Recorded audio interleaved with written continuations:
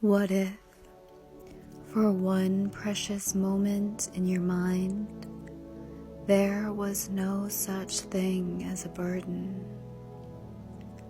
What if you could be elated instantly from the tangles of an erroneous story to the treasures within you which would never cease? You see, I am learning to touch the perfection of peace in every distressing moment of chaos.